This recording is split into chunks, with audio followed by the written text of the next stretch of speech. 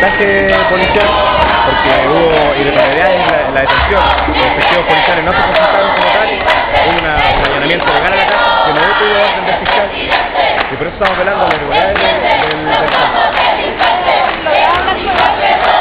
Bueno, esta mañana yo he hablado con mi compañero David. Él se encuentra dentro de lo que se puede estar en la cárcel, está bien. Bueno, él está esperando la corte de apelaciones, está dando, bueno, ayer se fue a la corte de apelaciones y se va a dar el juicio hoy día o mañana. Y ahí se va a ver si se termina con las medidas cautelares que se le dieron y todo. Claro, nosotros consideramos que él es inocente. No está haciendo nada, hay pruebas falsas, que no son contundentes. Entonces,